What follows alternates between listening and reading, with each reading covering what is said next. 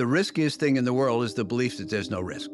The risk in the markets does not come from the companies, the securities, or the institutions like the exchanges. The risk in the markets comes from the behavior of people. When other people are terrified, you should be aggressive because their behavior suppresses prices to the point where everything's a giveaway. JP Morgan published a chart around the end of 24, and it was a scatter diagram showing over the years, if you bought the relationship between the S&P 500 at purchase and the return of the annualized return over the next 10 years. And it looked like this. On this axis, we had return, and on this axis, we had PE ratio. And it was a negative correlation, which means the higher the PE ratio you pay, the lower the return you should expect. Makes perfect sense. And it showed there was a number here, 23, on the PE ratio axis. And it showed, which is what the PE ratio on the S&P was at the time. And it showed that historically, if you bought the S&P when the PE ratio was 23, in every case, there were no exceptions. In every case, your annualized return over the next 10 years was between 2 and -2. So 23 for the PE ratio was the number that basically said you're expected to get nothing in the next 10 years in the stock market for your average annualized return. Just look back at 1999. Price earnings ratio was around 24 to 25. Right now, we're at a price earnings ratio level of roughly 24, maybe 23 and a half, whatever you want to call it. So what does that really mean? It means that the stock market has a lot of good things going for it. Revenue's growing good, earnings per share is growing good, AI is great. But a lot of that stuff is already priced into the market, meaning the price earnings ratio level is already high. Look at 1999. We all know what the S&P 500 did following that. Went pretty much straight down over 50%. Look at the valuation level they're at right now. Is it going to do a similar thing? It's very possible. That's why there's a lot of things you have to understand right now, because maybe the market does drop, but maybe it doesn't. Maybe growth keeps happening, maybe growth doesn't keep happening. But either way, I want you guys to be positioned to win in any market. I say it all the time. I'm positioned to capitalize on upside. I'm positioned to capitalize on downside. Either way, you don't have to really know what the market's even going to do. We just react to it. If the market dips, we buy calls, we sell puts. If the market doesn't dip, we sell calls and we buy puts. Either way, we win when you have a clue of what's going on in the overall market. Let's just take a look at what happened this year. From peak to trough of the drop that happened for tariffs, Liberation Day tariffs, whatever you want to call it, the market fell roughly 27%. But look at the bounce that we got off of that April 8th low. The market went up over 50%, and this is the NASDAQ, by the way, 26% down, over 50% up. People that were panicking down here when the relative strength index was all the way down here to level of like 30, that was a time to buy. That was a time to be greedy. But most people on YouTube, most people on X, most people on Instagram, they were posting, they were making videos, they were saying the market is going to keep going down. The US is done. The US stock market is done. All these companies are a bubble. But what happened? We saw a 50% return off of the April 8th low. Just take a look at my account. It's now over $1.2 million. And if we look at a 6-month chart, which basically puts us back to the April 8th low, this account was roughly $600,000, but now it's over $1.2 million. That is what happens when you capitalize with stocks and options and you find undervalued companies. Maybe you buy calls, maybe you sell puts, maybe you buy shares. You capitalize when people are being emotional out there. That is what this is all about. You can say the S&P has returned 10% a year on average for 100 years. I'm happy with 10, I'm in. Or you can say it doesn't always return 10. By the way, one of the most interesting things about the S&P, if you do the research, and I did it for a memo, on average, it has returned 10% a year for 100 years. I don't recommend, making judgments about the future and the appropriateness of today's price for the future you perceive. But you can do that. I think an alternative is bonds, and I joined Citibank in the investment research department in 1969 as an equity analyst. And the bank did so horribly that in 78, I was banished to the bond department. And the bond department was the equivalent of Siberia. But I'm in the bond department. And I get a phone call from the head of the bond department saying that there's some guy in California named something like Milken, and he invests in something called high yield bonds. Can you figure out what that means? And I said, yes. And I became a high yield bond investor. I've been involved in high yield bonds for 47 years, and I can tell you, they've almost all paid.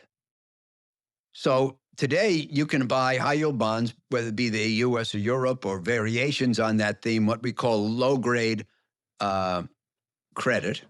And you can buy it to get yields of 7 to 8.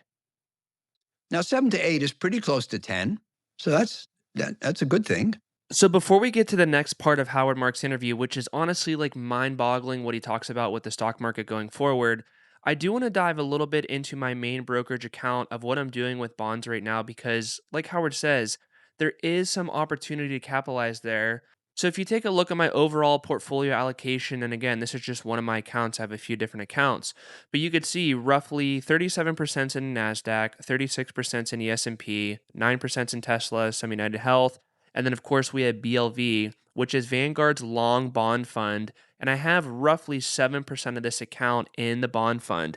Now, you're going to say, why are you doing long duration bond versus short duration bond? Well, how does that really work, Brandon? And just to hit on that super quick, long duration bonds versus short duration bonds, the long duration bond, if interest rates actually go down, they're going to be more volatile. So, long duration bonds are more volatile, which means there's more opportunity for upside if interest rates happen to fall for whatever reason.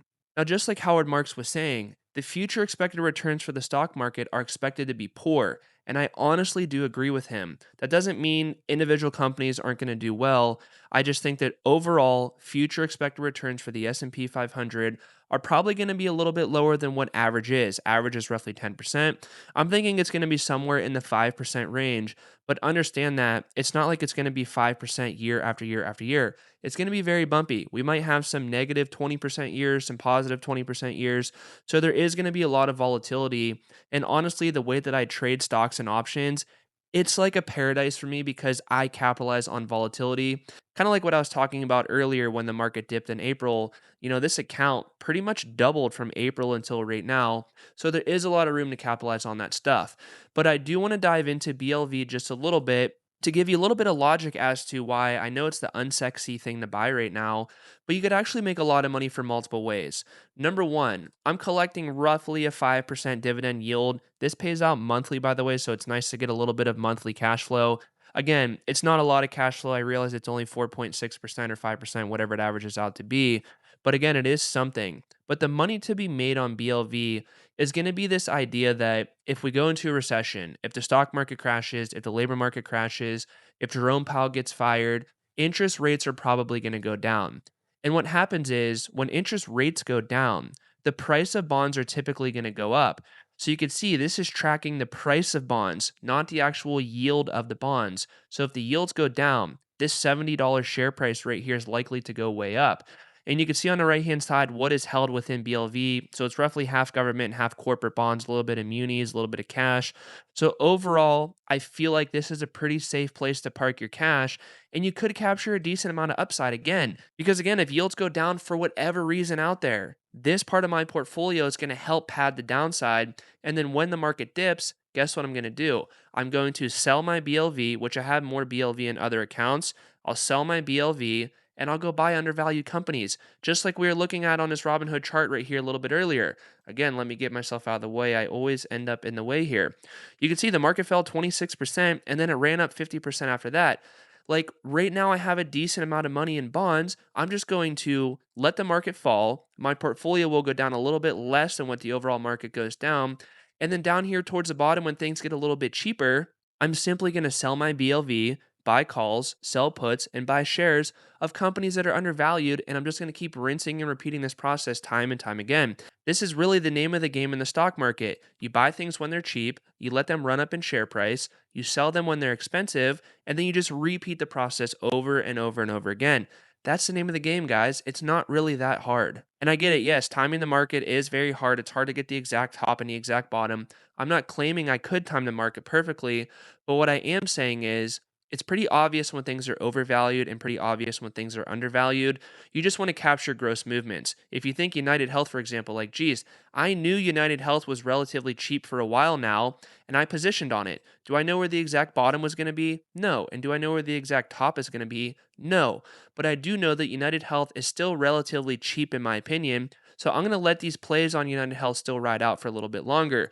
But then when I feel like the majority of the move was made and United Health becomes a little bit expensive, I'll sell it and I'll go buy something else that's cheaper. Most retail traders, they're probably going to get crushed in the stock market at some point in the future. But the next two things that Howard talks about, if you understand it and if you don't make these mistakes, you're probably going to be on the other side of this and you're probably going to end up making a lot of money. Let's take a look. I think the biggest single mistake that investors make is that they think the world will remain the way it is. That the things that are working today will continue to work, the things that aren't working will continue not to work, that the trends are in motion will continue, and that there won't be any new trends. So, are you part of that? Do your emotions uh, rise and fall and get you to do what they want as opposed to what you should do? So just because something has been working in the past, it totally does not mean it's going to keep working going forward. I mean, the market, it's been like every single dip we get, it's like a V-shaped recovery. It's like straight down, straight up, buy puts on the top, buy calls on the bottom, and you're going to be good. You see all the people on X posting their screenshots of when they bought Palantir, they bought SoFi, they bought Hims, they bought all the hot stocks. And yes, they probably did make generational wealth, but did they get lucky or was there skill involved? For most people, it's probably luck, and you have to understand that it's probably not going to be that easy going forward. It's not always going to be as easy as you just buy the hot stock on Robinhood. Everybody's piling their money into it, and it just keeps going up, up, up, and you just keep making all this money. It's not always going to be like that. Now, the last thing, and what I harp on this all the time in the stock market, is the emotional aspect of investing. And I'm going to show you a 2-year chart of my Charles Schwab account. Let me move myself out of the way a little bit. You could see that 2 years ago, this account was roughly $425,000. Then had pretty good growth in the last couple years, and then the market dipped coming into April for Liberation Day tariffs. This account was down into the low $600,000 range, but you could see it's now over $1.2 million. So think about my emotions when this market volatility was happening. Was I freaking out? Was I panicking? Was I stressing? No, of course not, because I know that this is how markets go. This is the cost of being invested in a market. You are going to experience volatility. But when a market's expensive up here, this is a time to do a little bit of de-risking, a little bit of deleveraging, so that when the market does dip, you could capitalize on this upside right here. Again, I went from 600K in April to now over $1.2 million. That's like 5 months. I made $600,000 in this account. That is not me bragging. That is not me saying I have a lot of money. Again, $1.2 million is not really a lot of money.